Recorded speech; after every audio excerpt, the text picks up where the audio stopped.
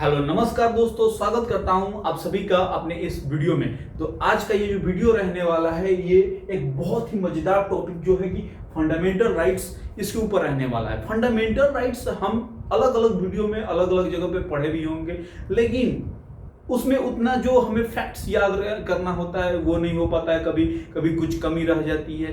तो आज की ये जो वीडियो रहने वाला है उसमें फैक्ट्स से लेकर बेसिक कॉन्सेप्ट हर चीज को पूरी तरीके से क्लियर करेंगे। थोड़ा सा ये देखिए, मैंने पूरा ही अपने कंटेंट को इस बोर्ड पे लिख रखा है। राइटिंग में आप लोग को थोड़ा सा कंप्रोमाइज करना पड़ेगा और बैकग्राउंड तो थोड़ा है बुरा लगे। चलिए, हमें जो बेसिक कॉन्सेप्ट सीखने का जरूरत है उस पर हम ज्यादा फोकस करेंगे, और बैकग्राउंड से क्या है थोड़ा बहुत तो मैनेज हो ही जाता है। तो चलिए हम लोग आते हैं अपने इस टॉपिक पे। तो चलिए, हम अपना जो फंडामेंटल राइट्स है इसको हम लोग हिंदी में क्या बोलते हैं, मौलिक अधिकार। मौलिक अधिकार, अगर हम एक लड़के हैं, हम एक परिवार में रहते हैं, तो हमारा परिवार जो है हमारे पैदा किया है, हमें एक एम्प्लॉयमेंट तक पहुंचाना एक हमारा एक जर्नी रहता है, और इस जर्नी में हमारा परिवार हमारा साथ निभाता है। ठीक है, हमें अपने लाइफ को अच्छे तरीके से ले जाने में हमारा परिवार से, उसी तरीके से हम अपने देश के बच्चे हैं और हम अपने देश में रहते हैं।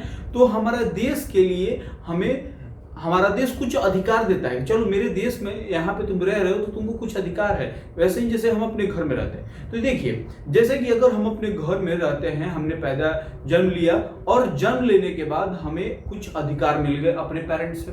तो वो जो अधिकार हैं वो अधिकार दो तरह से होते हैं। एक अधिकार ऐसे होते हैं जो हम उनसे लड़कर मांग सकते हैं, जैसे कि पढ़ना हमारा अधिकार है, उनसे पढ़ना हमें अधिकार है, उनको पढ़ाना हमारा अधिकार है, उनको पढ़ाना हमारा काम है, पढ़ना हमारा अधिकार है। लेकिन हमारा अधिकार ये नहीं है कि हमें महंगे स्कूल में भेजा जाए। ठीक है, बात को आप समझ रहे हैं कि महंगे स्कूल में भेजना हमारा अधिकार नहीं है, सिर्फ पढ़ना हमारा अधिकार है। वो हमें पढ़ा सकते हैं, बस इसका हमें अधिकार दिया गया है। तो वैसे ही फंडामेंटल राइट्स है। फंडामेंटल राइट्स मौलिक अधिकार, जो हमें मौलिक चीजें जो जिसके बिना हम नहीं रह सकते हैं, वो फंडामेंटल राइट्स आता है। और कुछ ऐसे और भी राइट्स हैं जो कि हमें संविधान से मिलते हैं, और वो हम डीपीएसपी यानी directive principle of state policy में रखे हैं। तो हमारे जो संविधान बन रहा था उस समय इसके ऊपर बहुत ही चर्चा चली, और राइट्स को दो भाग में बांटा गया। एक ऐसे राइट्स जो फंडामेंटल हो, जिसके लिए हम कोर्ट में जा सके कि हमको ये नहीं मिल रहा है भाई, हमें मिलना चाहिए। और कुछ ऐसे राइट हैं जो डीपीएसपी यानी directive principle of state policy के अंडर में आते हैं, जिसके लिए हम कोर्ट में नहीं जा सकते। ठीक है, तो ये बात क्लियर होगी कि फंडामेंटल राइट और डीपीएसपी दोनों ही हमारे पार्ट्स के राइट्स के ही पार्ट्स हैं। दोनों को अलग अलग डिफाइन किया गया है, दोनों को अलग अलग कैटेगरी में रखा गया। फंडामेंटल राइट्स जो कि जस्टिएबल है और डीपीएसपी जो कि नॉन जस्टिएबल है, जिसके लिए हम कोर्ट में नहीं जा सकते। ठीक है, तो फंडामेंटल राइट्स हमें 6 राइट्स देता है, जो कि पार्ट 3 में है। ये जो फंडामेंटल राइट है हमारे संविधान में पार्ट 3 में ये है। और ये कहां से हमने लिया है? फंडामेंटल राइट्स को हमने यूएसए से लिया है। यूएसए के संविधान से हमने पढ़ा। हमारा संविधान जो है ना, अलग अलग देशों को, अलग अलग जो देश के संविधान है उनको हमने ऑब्जर्व किया है, एनालाइज किया है, और उनसे जो अच्छी क्वालिटी है उसको पिकअप करके अपने संविधान में रखा है। ठीक है, तो ये हम वहां से लिए हैं सोर्स। हमारा यूएसए के संविधान से फंडामेंटल राइट है। ठीक है, सोर्स हमारा। ठीक है, इसको हम मैग्ना कार्टा ऑफ इंडिया कहते हैं। मैग्ना कार्टा ऑफ इंडिया क्यों कहा जाता है? ये एक कहानी है। एक कहानी ऐसी है कि इंग्लैंड के महाराज अपने लेबरों के लिए, वहां के लेबरों के लिए कुछ अधिकार लिख के देते हैं। चलो भाई, कुछ एक अधिकार है, तुम लोग को ये अब अधिकार मिलेगा। तो वो जो अधिकार की सीरीज है, एक राइट की जो सीरीज है, उस लेटर को नाम दिया गया मैग्ना कार्टा। उस लेटर था, वो एक लेटर था। तो इसलिए उस समय के बाद वो पहला एक ऐसा लेटर था जिसमें लोगों का अधिकार मेंशन किया गया था। ये बहुत बड़ी चीज थी वहां पे एक समय पे, कि लोगों का अधिकार लिखा हुआ है। ठीक है, तो मैग्ना कार्टा ऑफ इंडिया कहा जाता है फंडामेंटल राइट्स को।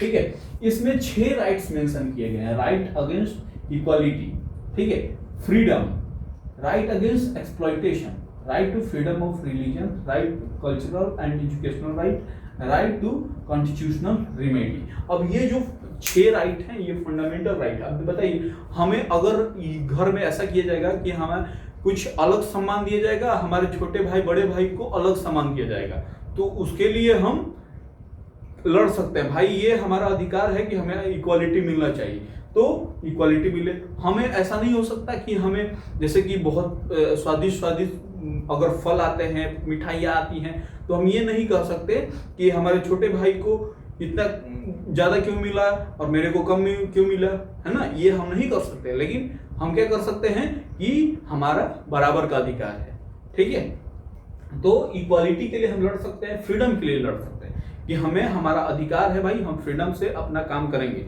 आप हम लोगों को फोर्स नहीं कर सकते कि यही काम करो तो करो, यही पढ़ाई करो तो करो, कोई हमें फोर्स नहीं कर सकता है। हम फ्रीडम है उस चीज के लिए। और राइट अगेंस्ट एक्सप्लॉयटेशन, हमारा कोई शोषण नहीं कर सकता। हम छोटे हैं, हम बड़े हैं या फिर किसी भी तरीके से हैं, तो हमारा कोई शोषण नहीं कर सकता है। राइट अगेंस्ट रिलीजन, हमारा रिलीजन, हम किस धर्म को मानते हैं, ये किसी तीसरा पर्सन नहीं डिसाइड करेगा, ठीक है। तो ये फ्रीडम है। Cultural and educational right, cultural and educational, हमारे जो कल्चर हैं, हमारे जो संविधान ने कुछ राइट दिए कि कल्चरल एंड एजुकेशनल राइट्स हमें मिलेंगे, ठीक है।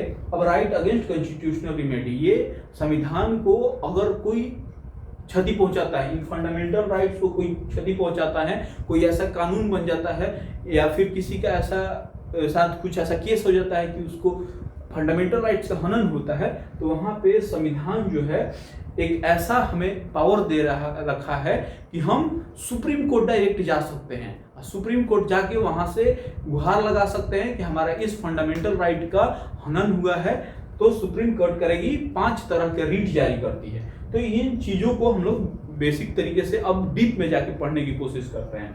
देखिए जो कि मैंने फंडामेंटल राइट लिखा, 6 फंडामेंटल राइट यहाँ पे है। इसको तरीका यह है, जैसे कि ये फंडामेंटल राइट्स जो है ये आर्टिकल 12 से 33 के बीच में है, 12 से 32-33 के बीच में, ठीक है।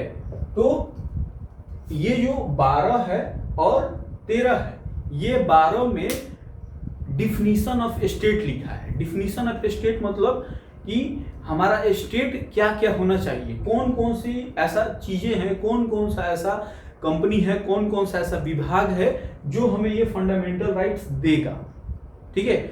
और उसको हम लोग स्टेटरी नॉन स्टेटरी बॉडी में डिवाइड किए हैं, ठीक है। जैसे कि मान लीजिए कि एक कंपनी है ONGC, ठीक है, LIC, ये जो कंपनियां हैं ये सरकार की बनाई हुई कंपनियां हैं। तो यहाँ पे हमारा इन फंडामेंटल राइट्स का होना ना हो, इसके लिए हम सुनिश्चित किए जाते हैं सुप्रीम कोर्ट द्वारा, हमारा संविधान द्वारा, ठीक है। तो 12 से 35 में हम लोग को सारे राइट्स याद करने पड़ेंगे। अब यहाँ पे ये जो राइट्स याद करने का प्रोसेस है ये थोड़ा सा कॉम्प्लिकेटेड हो जाता है, लोगों को याद नहीं होता। इसलिए मैंने क्या किया है कि आप लोग को बस एक सीरीज, एक नंबर याद कर लेना है, 5 4 2 4 2 1, 542 421, 542 421 ये एक नंबर है जो कि आप अगर याद कर लें तो अब फटाफट से सारा का सारा राइट याद हो जाएगा, ठीक है। जैसे कि मैंने राइट टू इक्वालिटी में 5 लिखा है, इसका मतलब ये है 14 15 16 17 18 5 राइट्स हैं जो कि राइट टू इक्वालिटी में है। 5 राइट्स जो कि राइट टू इक्वालिटी में कौन कौन, article 14 equality before law, article 15 of discrimination, article 16 equality of opportunity, article 17 abolition of untouchability, article 18 abolition of title. पूरे इक्वालिटी का ये 5 राइट, ठीक है। अब इसको हम लोग समझ के याद कर लेते हैं कि हम इक्वल हैं। 14 में हमें डिस्क्रिमिनेशन नहीं किया जा सकता। डिस्क्रिमिनेशन किसी बेस पे, जैसे कि religion, caste, race, sex, birthplace, किसी की बेस पे हमें डिस्क्रिमिनेट नहीं किया जा सकता। अपॉर्चुनिटी ऑफ एम्प्लॉयमेंट, हमारा एम्प्लॉयमेंट में बराबर का हकदारी होना चाहिए। कोई भी अगर सरकार एम्प्लॉयमेंट दे रही है उसमें हम दूसरे के बिजनेस में नहीं जा सकते हैं। ये डिफिनीशन ऑफ स्टेट में ONGC अगर कोई, जैसे कि मैंने बताया ना कि डिफिनीशन ऑफ स्टेट में ONGC एक स्टेट का स्टेट है, तो उसमें हम अगर कोई कंपनी नौकरी निकालती है तो उसमें हम पूरे देशवासियों का बराबर एम्प्लॉयमेंट होना चाहिए, ठीक है, इसमें एक्सेप्शन भी है। ये जो राइट है आर्टिकल 16, इसमें एक्सेप्शन है कि सरकार कुछ जो पिछड़े जाति हैं, जो कि रिजर्व कैटेगरी में आते हैं, उनके लिए स्पेशल प्रोविजंस बना सकती है। ठीक है, वही रिजर्वेशन इसमें है, आर्टिकल 16 में ही इसके सब पार्ट्स बने हुए, उसमें रिजर्वेशन है। एबोलिशन ऑफ अनटचेबिलिटी, हमें कोई छुआछूत नहीं कर सके। जो हमारे समाज में पहले से बना हुआ है कि नीच तबके के लोगों को गंदी नजर से हम देखते हैं, छोटी नजर से देखते हैं, वो यहाँ पे खत्म होना चाहिए। किसी को छुआछूत से नहीं रोका जाना चाहिए। एबोलिशन ऑफ टाइटल मतलब कि कोई अपने आप को महाराजा धीराज नहीं कर सकता है ना, महाराज नहीं कर सकता, वैसा ये सब खत्म। उसके बाद आते हैं राइट टू फ्रीडम। इसमें जैसे कि मैंने बताया कि 4 राइट्स हैं, ठीक है, 4 राइट्स, एक आर्टिकल 19, 20, 21 और 22, 4 राइट, 1, 2, 3, 4 राइट हैं। ये राइट टू फ्रीडम क्लियर करते हैं। अब राइट टू फ्रीडम, ये जो 19 आर्टिकल हैं, आर्टिकल 19 में 6 हमारे सब पार्ट्स हैं, ठीक है, 6 सब पार्ट्स हैं। इसमें पहले 7 सब पार्ट्स थे। आर्टिकल 19 में 7 सब पार्ट्स थे। एक 7वां जो था वो राइट टू प्रॉपर्टी था, जिसको हमने वहां से हटा दिया, फंडामेंटल राइट से राइट टू प्रॉपर्टी को हटा के, और कॉन्स्टिट्यूशनल राइट में आर्टिकल 300 में डाल दिया, 300A में। ठीक है, तो वो अब कॉन्स्टिट्यूशनल राइट हो गया है। सरकार चाहेगी तो हमसे हमारा प्रॉपर्टी लेकर रोड बना सकती है, ब्रिज बना सकती है, ठीक है, तो उसका ये एक अलग हो गया है। यहाँ से राइट टू प्रॉपर्टी हट गया। इसमें अब क्या क्या रह गया है उसको देख लेते हैं। Right to freedom of speech, हम कोई भी अपने जो मन की बात है वो बोल सकते हैं।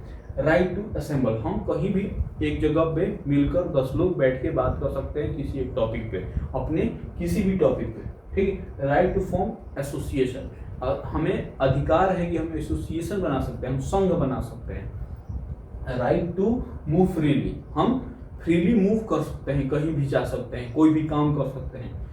देश में जम्मू कश्मीर हो, कन्याकुमारी हो, अरुणाचल प्रदेश हो या गुजरात हो, किसी भी भाग में हम जा सकते हैं, ठीक है। और राइट टू रिसाइड, हम लोग किसी भी भाग में जाके रह सकते हैं। हम लोग साउथ में जाकर रह सकते हैं, महाराष्ट्र में जाकर रह सकते हैं, केरल, ये हमारा संविधान हमें अधिकार दे रखा है, ठीक है। Right to practise any profession, कोई भी काम हम कर सकते हैं। डॉक्टर का काम हम कर सकते हैं, महाराज जिस काम में इंटरेस्ट हो वो काम हम कर सकते हैं। टीचर का काम कर सकते हैं। यहाँ पे कुछ एक्सेप्शन भी है, कोई भी प्रोफेशन हम कर सकते हैं। तो हमने बिना किसी डिग्री के कोर्ट खोल के बैठिए कि चलो भाई अब हम यहाँ के न्यायाधीश हैं, हमारे सामने आओ और तुम उसका सबके काम का तुम सबके न्याय हम दूंगे, लेकिन ये गलत हो जाएगा, ठीक है।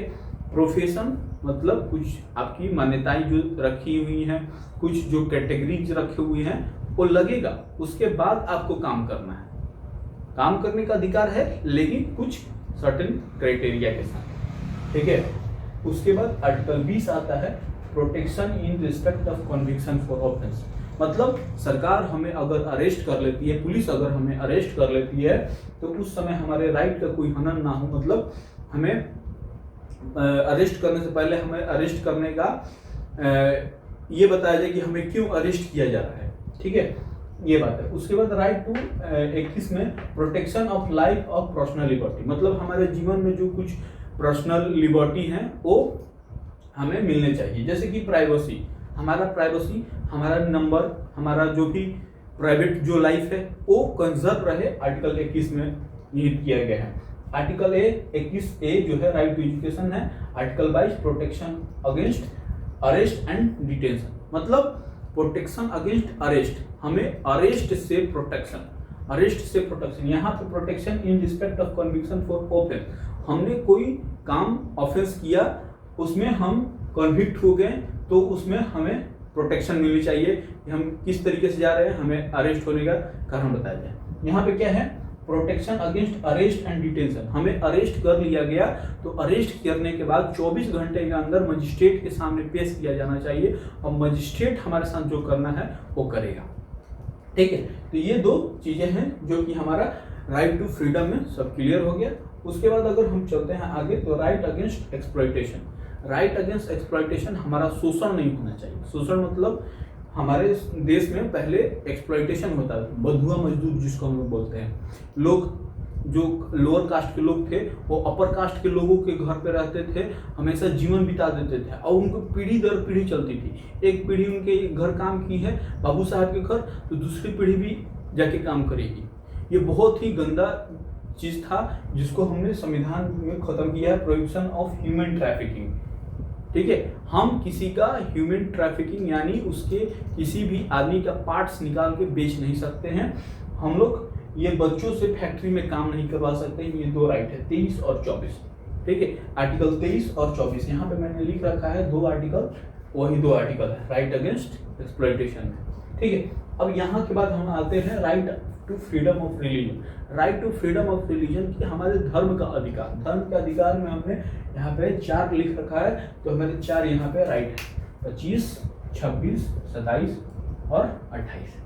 4 राइट हैं, चारों को यहाँ पे देख लेते हैं। Freedom of practice any religion, हमें अधिकार है कि हम कोई भी धर्म मान सकते हैं, कोई भी धर्म को हम लोग पालन कर सकते हैं। ठीक है, उसके बाद freedom to manage religious affair, हमारा जो धर्म है उस धर्म से रिलेटेड अगर कोई बात हो, कोई एक पर्व हो, उसको हम लोग आपस में मिलकर सुलटा सकते हैं, मना सकते हैं। ये हमें संविधान में अधिकार मिला है। फ्रीडम फ्रॉम टैक्सेशन, हम लोग जो अपने धार्मिक स्थलों में दान दक्षिणा देते हैं तो वो किसी भी टैक्स से फ्री रहेगा, उस पर कोई भी टैक्स नहीं लगेगा। ठीक है, ये हमें संविधान में मिला है। उसके बाद freedom from attending religious instruction. ठीक है, मतलब कि हमें एक जैसे सिख है, ठीक है, सिख समुदाय एक ऐसा समुदाय है जिसमें कुछ ऐसी चीजें दी हुई हैं कि अमूमन किसी चीज पे नहीं होती। जैसे कि उनके संविधान में लिखा, उनके धर्म में है कि वो एक कृपाण कैरी करें। कृपाण होता है तलवार। ठीक है, अब संविधान ने उनको कह रखा कि आप कृपाण कैरी कर सकते हैं, तो उनके पास एक तलवार रहता है और वो कैरी करते हैं। संविधान, अगर कोई दूसरा इंसान तलवार लेके बीच सड़क पे घूमे तो वो अपराध माना जाएगा, लेकिन सिख समुदाय का है तो उसको छूट मिली हुई है। ठीक है, तो वहाँ वही ये चीज है, यहीं से उनको अधिकार मिला कि वो कृपाण लेके घूम सकते हैं। हालांकि वो, जैसे कि हम कभी कभी देखते हैं अपने सिख भाइयों को, तो वो छोटे सा एक रखते हैं अपने बस कि हाँ धर्म में लिखा है तो हम धर्म को नकारते भी नहीं हैं और संविधान को भी मानते हैं।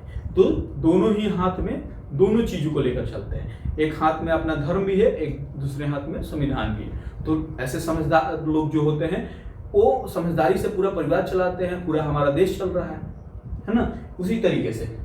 उसके बाद हम लोग आगे अपना बनाते हैं cultural and educational right. Cultural and educational right में आता है कि हम लोग जो हमारा अधिकार है कि माइनॉरिटीज, ये माइनॉरिटीज के लिए जैसे कि होता क्या है कि मान लीजिए कोई माइनॉरिटीज कंपनी है, माइनॉरिटीज धर्म है, अब उसको हो सकता है कि सरकार जो मेजोरिटी के बने वो मेजोरिटी धर्म वाले बना दे, तो उनके अंदर से कुछ उनको राइट मिलने चाहिए कि आप माइनॉरिटी में रह के भी यहाँ पे अच्छे से अपना जीवन निर्वाह कर सके।